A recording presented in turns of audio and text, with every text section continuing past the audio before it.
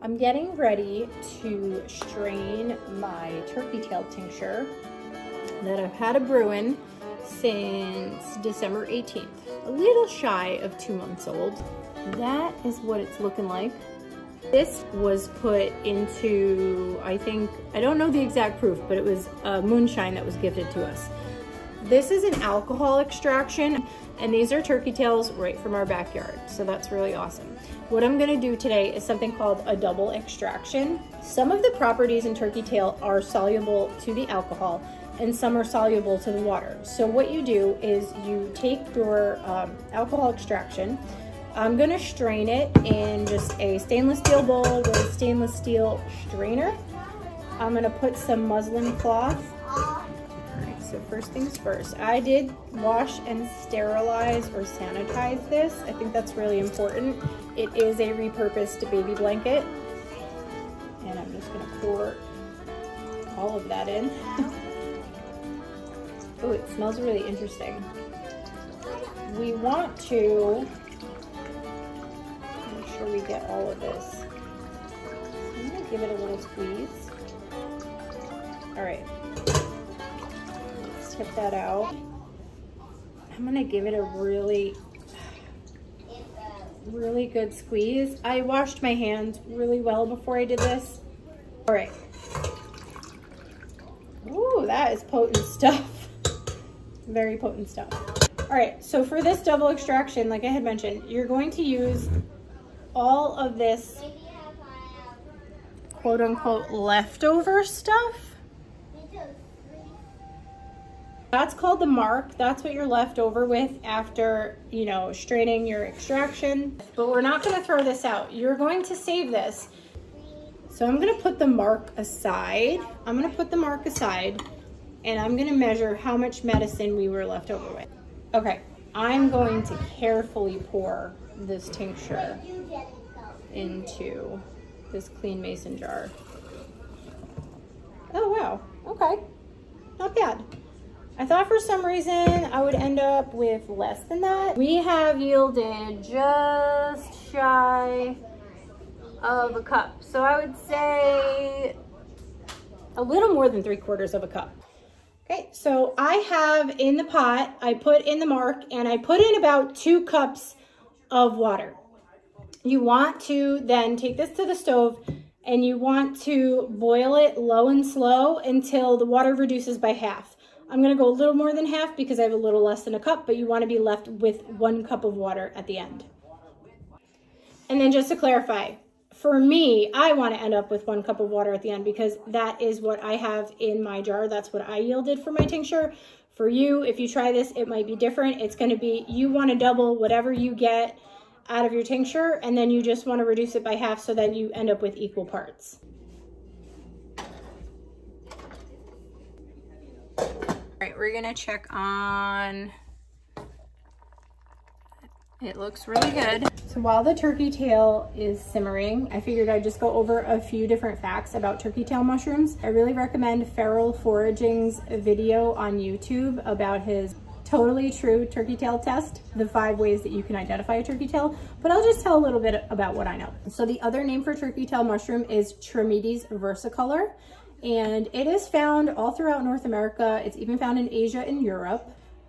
Turkey tail is a polypore mushroom, which means when you flip it over, you're not gonna see gills. The gills, if you think of a traditional mushroom and you think of a mushroom you've seen on cartoons or mushrooms that you eat, when you flip the cap over, you see those lines or gills.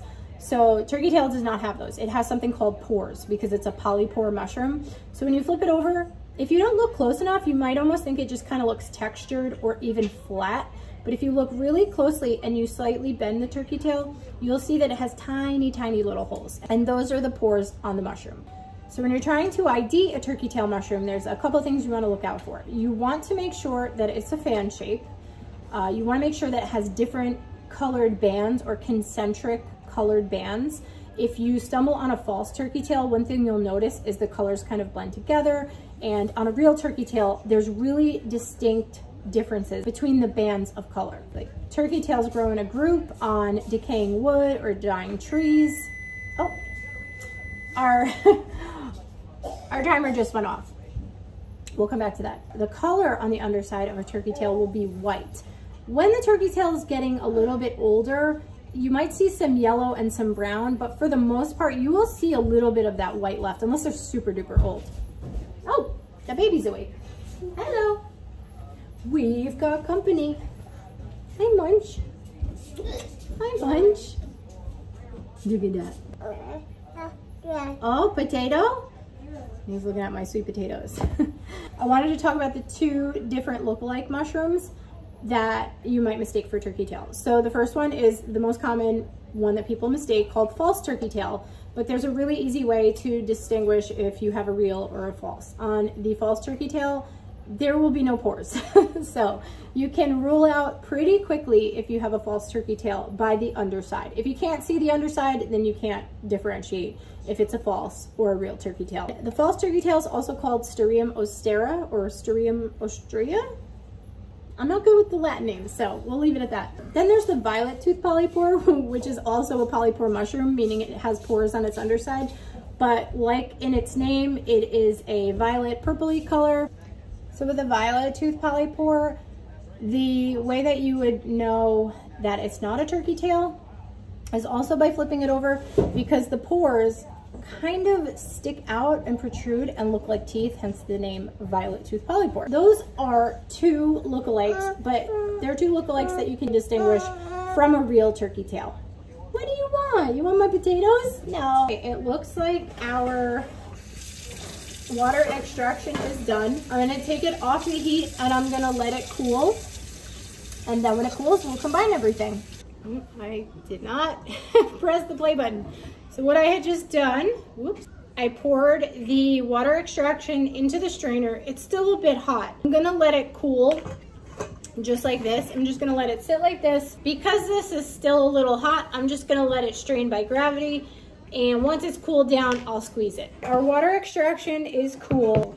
So I'm gonna give this another really good squeeze, just like I did before.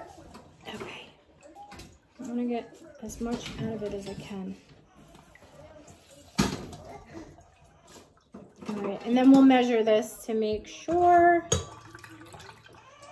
that we have 1 cup. Caleb's taken out a whole drawer of kitchen utensils. Let's see if we reduce this the right way. All right, whoops.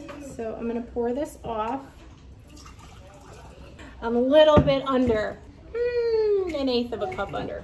So what we're going to do with the cooled decoction and the alcohol tincture now is combine them. Okay, so I'm gonna combine these into a mason jar. Yeah, that's the alcohol tincture, all right. There.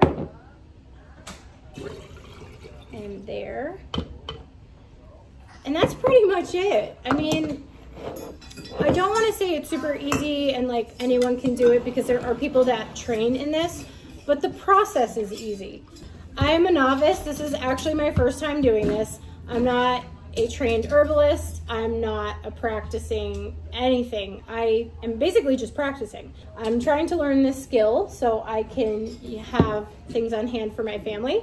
Now, what I have here is called the double extraction.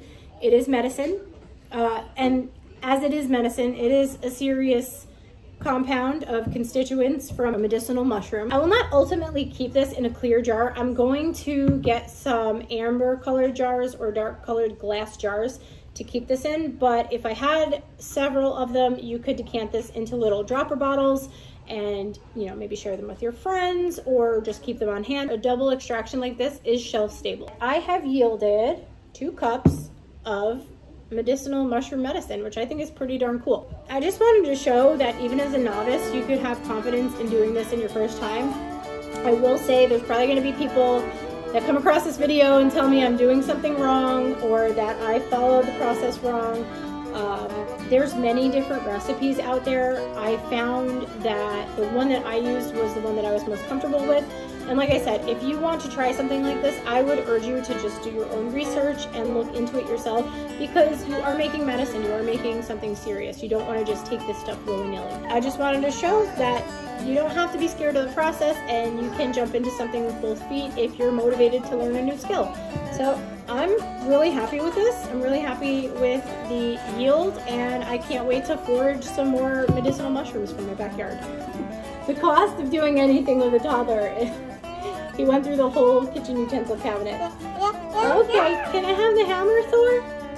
Can you say bye-bye? Bye-bye, say see you next time.